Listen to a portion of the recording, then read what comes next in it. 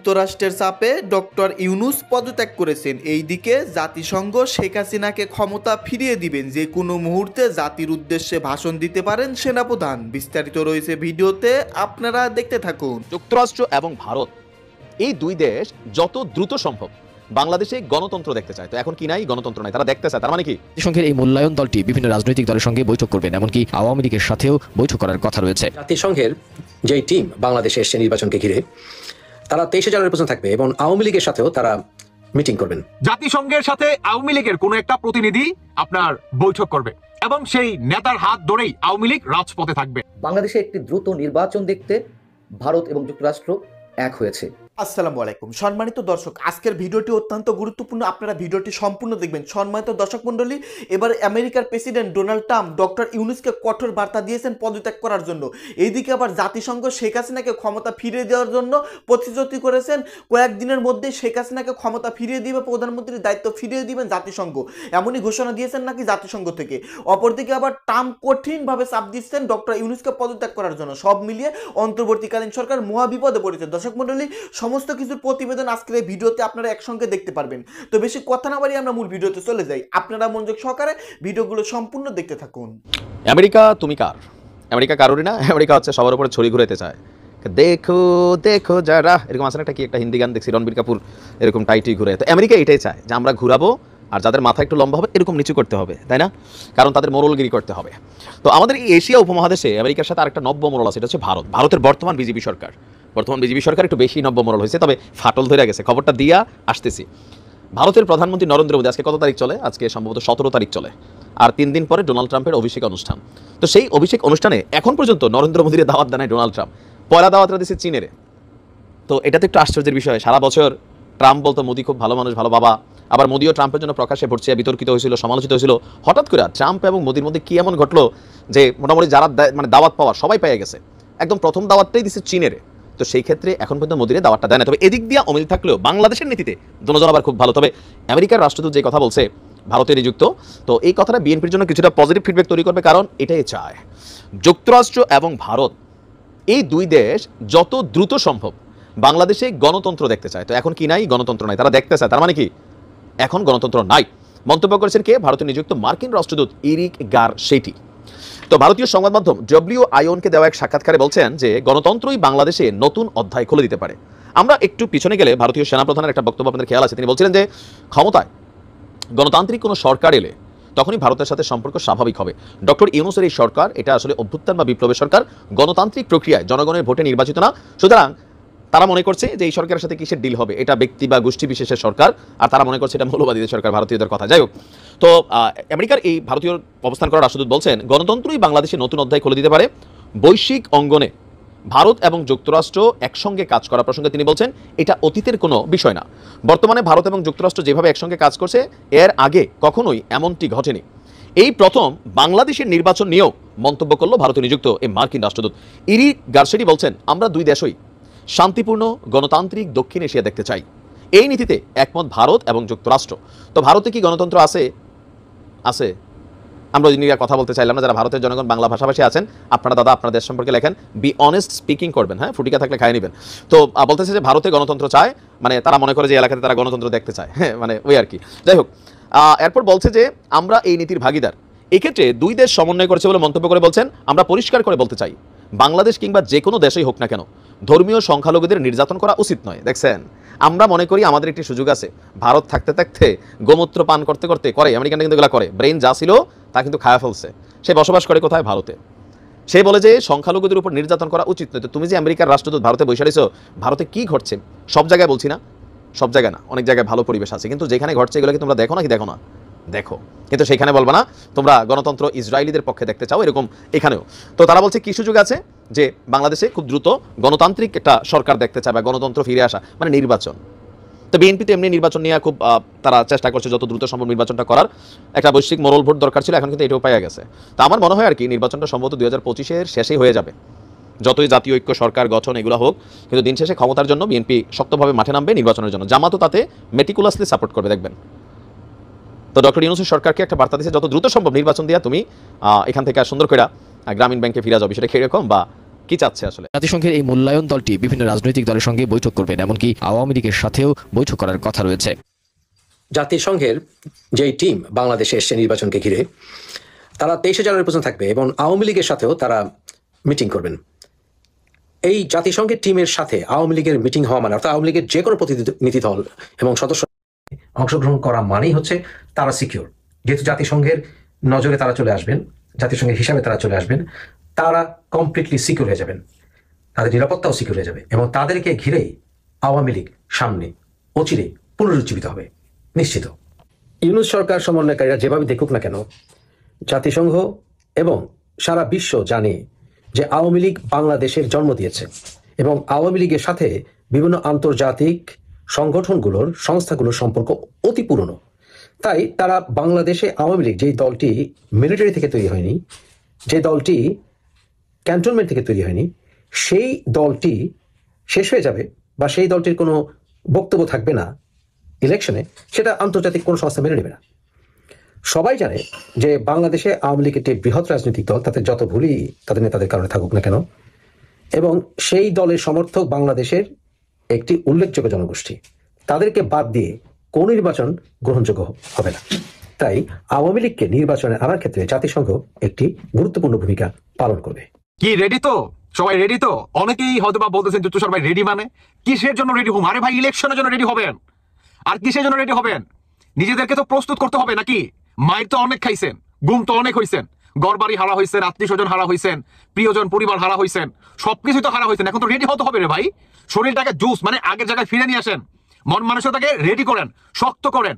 রাজপথে নামতে হবে তো, ম্যান্ডেট কালেক্ট করতে হবে তো, হবে তো ভাই। অনেকে বলতেছেন যে তুষার ভাই সকাল সকাল কি মাথাটা খারাপ হয়ে গেল নাকি? ভাই আমার মাথা খারাপ হয় নাই, একদম সুস্থ আছি। আপনারা ফার্স্টে যে ফুটেজটা দেখলেন, কি দেখলেন তো? এর আগে আমি কিন্তু এই ফুটেজটা দেখাইছি, অনেকেই ভুয়া ভুয়া বলছেন, আমি আবারও দেখালাম এদের উদ্দেশ্যে যে ভাই এটা ভুয়া খবর না ভাই, আমি ভুয়া খবর দেই না, ফেস টু ফেস কথা বলি, ফেস টু ফেস, ভুয়া কোনো খবর দেই না। যাই হোক, এখন আসল প্রশ্নে আসি। জাতিসংঘের সাথে আওয়ামী লীগের কোনো একটা প্রতিনিধি আপনার বৈঠক করবে এবং সেই নেতার হাত ধরেই আওয়ামী লীগ রাজপথে থাকবে। মানে আপনার সমানভাবে নির্বাচনে তারা অংশগ্রহণ করতে পারবে। মানে কি, ম্যান্ডেট কালেক্ট করতে পারবে। ইউনিয়ন, গ্রাম, অঞ্চলে বিভিন্ন জায়গায় তারা একটা কমিটি গঠন করে আপনার জাতিসংঘের সামনে তারা একটা বৈঠক করবে। এদের হাত ধরে আওয়ামী লীগ সামনে এগিয়ে যাবে, মানে সামনে নির্বাচন করতে পারবে। আর আওয়ামী লীগ যদি নির্বাচন করে, আমি এই লিস্টটা নাও এখন পর্যন্ত বলতে পারি, আওয়ামী লীগ নির্বাচন করবে আর আওয়ামী লীগ পাশও করবে। এর আরেকটা মজার বিষয় বলি, আমার মনে হয় যে সেনা প্রধান অনেক আগে হয়তো বা যাই না গেছে, সেটি হচ্ছে যে আপনার 17 জন সমন্বয়কের কূটনৈতিক পাসপোর্ট জব্দ করে, 17 জন সমন্বয়কের কূটনৈতিক পাসপোর্ট জব্দ করে কে? সেনাবাহিনীর প্রধান জেনারেল ওয়াকার। যে এদেরকে দেশ ছাড়া করা দেওয়া যাবে না, এদেরকে দেশেই থাকতে হবে জনগণের ম্যান্ডেটের মাধ্যমে, যে সরকারি আসুক না কেন এদেরকে দেশেই থাকতে হবে। বুঝেন নাই ভাই? এটাই। এখন আসুন, আওয়ামী লীগের উপরে যে বা যারা নাকি এখন পর্যন্ত আপনারা অত্যাচার, মব জাস্টিস, দখলবাজিতা কিংবা আরো অনাকাঙ্ক্ষিত ঘটনা চলমান কিংবা চালাচ্ছেন, তাদের উদ্দেশ্যে বলতে চাই, এই ভিডিওটা হালকাভাবে নিবেন না, এই ভিডিওটা হালকাভাবে নিবেন না। যে জায়গায় জাতিসংঘ আওয়ামী লীগের কোনো প্রতিনিধির সাথে মিটিং করবে এবং নির্বাচনে অংশগ্রহণ করবে, তার হাত ধরে আওয়ামী লীগ আপনার নির্বাচন করতে পারবে, বুঝতে পারতেছেন আপনি? হ্যাঁ, বুঝতে পারতেছেন আপনি? তার শরীরে কিংবা তার মাধ্যমে কিংবা যে কোনো কমিটি গঠন হবে, সেই কমিটির মাধ্যমে আওয়ামী লীগ নির্বাচনে অংশগ্রহণ করবে, তার উপরে যদি চুল পরিমাণ আঘাত পড়ে, চুল পরিমাণ কি আঘাত পড়ে, আপনার 14 গোষ্ঠী উদ্ধার করে ফেলে জাতিসংঘ। কি স্যাংশন খাবেন বুঝেন? বাংলাদেশের রাজনীতি করতে পারবেন না এবং কত বছর যে জেল খাবেন, মানে বলার বাইরে ভাই। হ্যাঁ, বলার বাইরে। তো বুঝতেছেনই তো, মানে কি পরিমাণ ফ্রিডম আর কি পরিমাণ মানে কি বলবো ভাই, হ্যাডাম নিয়ে মনে করেন চলবো। সরি আসলে, হ্যাঁ বুঝতেছেন? রাজপথে কি পরিমাণ হ্যাডাম লয়ে থাকবো, বুঝেন নাই? এটা আপনাদের জন্য বললাম। কারণ দেখেন ভাই, যারা নাকি ওইরা ঈশা জুইরা বসে না, এরা কখনো দীর্ঘস্থায়ী ভাবে থাকতে পারে না। এরা চিরন্তন বাস্তব কথা ভাই, ইতিহাসের পাতায় লেখা আছে ভাই, অহরহ আছে, অহরহ। বুঝতে পারতেছেন? আওয়ামী লীগ হচ্ছে স্বাধীনতার দল, আওয়ামী লীগ হচ্ছে 47 সালের একটা দল। এই দলটাকে আপনারা এইভাবে উপরে ফেলে দিবেন? আওয়ামী লীগ নির্বাচন নিষিদ্ধ, আওয়ামী লীগ নির্বাচন করতে পারবে না, আওয়ামী লীগ এটা, আওয়ামী লীগ সেটা। আরে বিএনপি তো গু খায় না, বিএনপি গু খায় না। বিএনপি এর জন্যই বলছে যে আওয়ামী লীগকে আমরা নির্বাচনে দেখতে চাই। আরে শেখ হাসিনাও তো কোনোদিন বলে নাই যে বিএনপিকে আমরা নির্বাচন আসতে দিব না বা বিএনপিকে আমরা নিষেধাজ্ঞা করবো, কোনোদিন শেখ হাসিনাও বলে নাই। কারণ জানে যে এই দুইটা দল হচ্ছে কি স্বাধীনতার দল। আরো যে আপনার দেশ বিরোধী আছে, জামাত শিবির, জামাত ইসলাম বা যে বা যারা আছে, এদেরকে সবসময় কি শেখ হাসিনা শক্ত হাতে মনে করেন প্রতিরোধ করতে। কারণ জানে এরা অতীত ভয়ঙ্কর, এরা অনেক ভয়ঙ্কর, এরা দেশের শত্রু, জাতির শত্রু। শেখ হাসিনা একটা জানতো বিদায় শেখ হাসিনা প্রতিনিয়ত কিংবা সব সময় এদের বিরুদ্ধে শক্তভাবে মনে করেন থাকতেন, শক্তভাবে থাকতেন। বুঝলেন নাই? বুঝতে হবে ব্রো, বুঝতে হবে। এখন আওয়ামী লীগের উপর যারা নাকি অত্যাচার এখন পর্যন্ত চালাইতেছেন ভাই, এই ভিডিওটা দেখার পর আশা করি আপনাদের গলার পানি শুকাই গেছে। আশা করি, আই হোপ আপনাদের গলার পানি শুকাই গেছে। আপনাদের ওই হাতে কিংবা ওই বুকটার ভিতরে আর ওই সাহস থাকবে না, বা হাতে অত জোর থাকবে না যে আওয়ামী লীগের উপর অত্যাচার কিংবা মারতে যাবেন। মনে রাখেন, মনে রাখেন, আওয়ামী লীগের আপনার ম্যান্ডেট বাংলাদেশে আপনারা যে পরিমাণ অত্যাচার চালাইছেন, এতে করে কি জানেন আরো ভয়ঙ্কর রূপে বাইরে গেছে আওয়ামী লীগের ভোটের সংখ্যা, ভয়ঙ্কর রূপে বাইরে গেছে। আজকে বাংলাদেশের প্রতিটি সাধারণ জনগণ আওয়ামী লীগকে চায়। আপনি বুঝেন? বুঝেন? তাকে আপনি টাকা দিয়েও মনে করেন ভোট কিনতে পারবেন না। বুঝেন নাই? তাকে কি টাকা দিয়েও আপনি ভোট কিনতে পারবেন? কারণ বাংলাদেশ সাধারণ মানুষ বুঝা গেছে যে আসলে মানে এই দেশে কাকে দরকার। সত্যি কথা আপনারা বুঝাই ফেলাইছেন। অন্তত যদি যখন নাকি শেখ হাসিনা চলে গেল, তখন যদি আপনারা সবকিছু সঠিকভাবে পরিচালনা করতে পারতেন, তাহলে দেখতেন আর শেখ হাসিনাকে হয়তো চাইতো না। এমনটা হলে হতে পারতো, কিন্তু আপনারা সেটা করেন নাই। মানে আপনারা নিজেদের পায়ে নিজেরাই কোড়াল মারছেন। আরেকটা কথা, আল্লাহ প্রতিটি মানুষকে বিপদ দেয় তার আশেপাশের মানুষকে চেনার জন্য, এবং অনেক কিছুই আপনার বোঝার জন্য কিংবা চেনার জন্য। বুঝতে পারতেছেন? আল্লাহ বিপদ দেয় মানুষকে, সেটা রহমত স্বরূপ। বুঝেন নাই যে আল্লাহ অবশ্যই এর থেকেও উত্তম কিছু। আসসালামু আলাইকুম। রাজনীতিতে শেষ বলে কিছু নেই, এমন একটি কথা যেমন প্রচলন রয়েছে, ঠিক তেমনি আন্তর্জাতিক কূটনীতিতেও শেষ বলে কিছু নেই, এবং সেই বিষয়টি নতুন করে বাংলাদেশের ক্ষেত্রে প্রমাণ হতে চলেছে। বাংলাদেশে একটি দ্রুত নির্বাচন দেখতে ভারত এবং যুক্তরাষ্ট্র এক হয়েছে। কথা সরাসরি স্পষ্ট করে বলেছেন ভারতে নিযুক্ত মার্কিন রাষ্ট্রদূত এরিক গার্সেটি। আমরা তো জানি যে 2024 7 জানুয়ারি নির্বাচনকে কেন্দ্র করে প্রকাশ্যে ভারত এবং যুক্তরাষ্ট্রের সহ অবস্থান আমরা দেখলেও তারা ভিতরে ভিতরে কি করতে চাইছিল বা তাদের যে পরস্পর বিরোধী অবস্থান, সেটি আমরা তো খুব ভালো করেই জানি। শেখ হাসিনা সরকারকে কে কতটুকু চাইছিল সেটিও আমরা জানি। কিন্তু এখন এসে মাত্র কদিন আগেও যেমন আমরা জানছিলাম যে বর্তমান সরকারকে, আমাদের অন্তর্বর্তী সরকারকে যুক্তরাষ্ট্র সর্বাত্মক সমর্থন দিতে চাই, যুক্তরাষ্ট্র সহ পশ্চিমা বিশ্ব। সম্ভবত সেখান থেকে অনেকখানি বদলে গেছে তাদের সেই নীতি। আমরা একটু বলে নিই, আগে একটু জানিয়ে রাখি যে এরিক গার্সেটি মার্কিন রাষ্ট্রদূত, ভারতের মার্কিন রাষ্ট্রদূত, কি বলেছেন। তিনি ভারত বেসড WEON একটা গণমাধ্যম, সেটির সহকারী সম্পাদক সিদ্ধান্ত শিবালের সঙ্গে কথা বলার সময় তিনি সরাসরি বলছেন যে আমরা স্পষ্ট করে দিতে চাই, বাংলাদেশ হোক বা অন্য কোনো দেশ হোক, ধর্মীয় সংখ্যালঘুরা যেন নির্যাতিত না হয়, এবং আমি মনে করি সামনে একটি সুযোগ আছে। যুক্তরাষ্ট্র ও ভারত উভয়ই যত দ্রুত সম্ভব বাংলাদেশে গণতন্ত্র এবং গণতান্ত্রিক নির্বাচন দেখতে চায়। এটি বাংলাদেশকে তার পরবর্তী অধ্যায়ের সূচনা করতে সাহায্য করতে পারে। তিনি এও বলছেন যে অতীত সম্পর্ক নিয়ে ভাবার সময় এটি নয়, বরং যুক্তরাষ্ট্র ও ভারত একসাথে কি করতে পারে তা নিয়ে ভাবতে হবে। তার মানে কি? তারা শেখ হাসিনার পতন চেয়েছিল, ভারত যে কোনো মূল্যে শেখ হাসিনাকে ক্ষমতার মসনদে দেখতে চেয়েছিল, এবং তার জন্য যা যা করা দরকার, যত ধরনের সমর্থন, যত ধরনের সহযোগিতা করা যায় ভারত করে গেছে। সেই কথাটাই সম্ভবত এরিক গার্সেটি মনে করিয়ে দিতে চেয়েছেন যে অতীতে যা হয়েছে হয়েছে, এখন তারা একসাথে কাজ করছে বাংলাদেশকে সামনে রেখে। এবং আমি তো বরাবরই বলি, বাংলাদেশের মানুষের ভাগ্য এখনো পর্যন্ত আমাদের নিজেদের হাতে নেই। এটি শুনতে খারাপ লাগতে পারে, সত্যটা শুনতে অনেকে হয়তো পছন্দও করতে পারেন।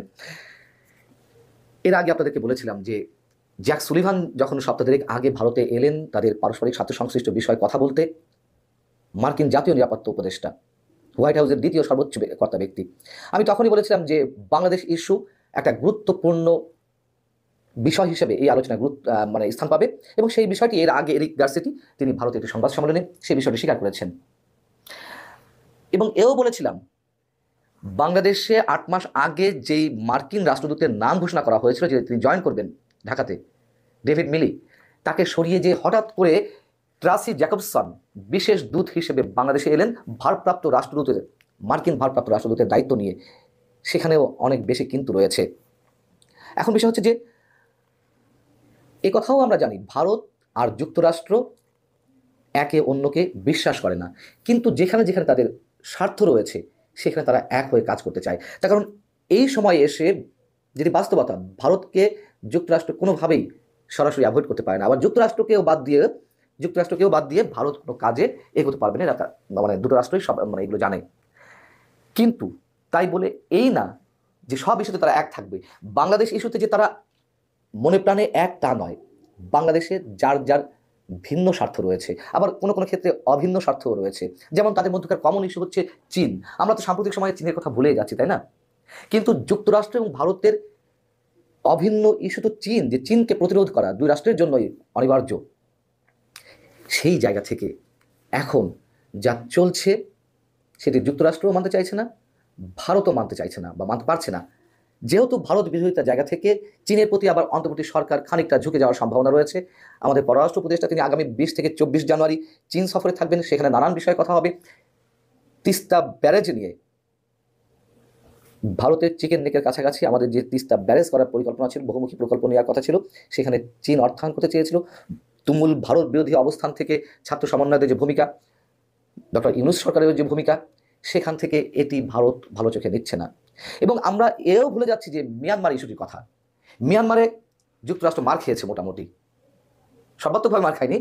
যেহেতু মিয়ানমার জান্তার সাথে যুক্তরাষ্ট্রের সম্পর্ক ভালো নয়, সেখানে চীন মিয়ানমার জান্তা সরকারের উপরে ভর করে আছে, তাদের অনুগত করে রেখেছে। আবার মিয়ানমারের যতগুলো সশস্ত্র গোষ্ঠী রয়েছে, আরাকান আর্মি সহ, প্রত্যেকটাকে অস্ত্র সরবরাহ করে চীন। এবং চীনের মিয়ানমারের বিশাল অংশ তো আরাকান আর্মির দখলে। চীন সবার উপরে নিয়ন্ত্রণ বজায় রেখেছে, কিন্তু যুক্তরাষ্ট্র সেটি পারছে না। মিয়ানমারকে এবং চীনকে প্রতিরোধ করতে হলে ভারতের প্রয়োজন, যুক্তরাষ্ট্রের প্রয়োজন, অবশ্যই বাংলাদেশের। এবং এই জায়গা থেকে তারা নতুন সমীকরণ আঁকছে। সম্মানিত দর্শক, আপনারা বিস্তারিত ভিডিওতে দেখতে পারলেন চাঞ্চল্যকর তথ্য। ডক্টর ইউনূস কি পদত্যাগ করবেন ট্রাম্পের চাপে? এইদিকে শেখ হাসিনাকে আবারও প্রধানমন্ত্রীর ক্ষমতা দিতে চলেছেন জাতিসংঘ। সম্মানিত দর্শক মণ্ডলী, এইসব সম্পর্কে আপনারা বিস্তারিত প্রতিবেদনে দেখতে পারলেন। জাতিসংঘ শেখ হাসিনাকে ক্ষমতা ফিরিয়ে দিচ্ছে, দেশে পাঠাচ্ছে খুব দ্রুত। এইদিকে ডোনাল্ড ট্রাম্প ডক্টর ইউনূসকে পদত্যাগ করার হুঁশিয়ারি দিয়েছেন। সম্মানিত দর্শক মণ্ডলী, এই সম্পর্কে বিস্তারিত প্রতিবেদন দেখতে পারলেন। নতুন করে আর কিছুই বলার নেই। সেনাপ্রধান জেনারেল ওয়াকারুজ্জামান এখন যে কোনো মুহূর্তে জরুরি ঘোষণা দিতে পারেন জাতির উদ্দেশ্যে। তো দর্শক মণ্ডলী, এই সম্পর্কে আপনাদের মতামত কি? আপনাদের গুরুত্বপূর্ণ মন্তব্য ভিডিওর কমেন্ট বক্সে অবশ্যই ঝটপট জানিয়ে দিবেন। ভিডিওর সঙ্গে সম্পূর্ণ আকারে থাকার জন্য আপনাদের সবাইকে অসংখ্য ধন্যবাদ।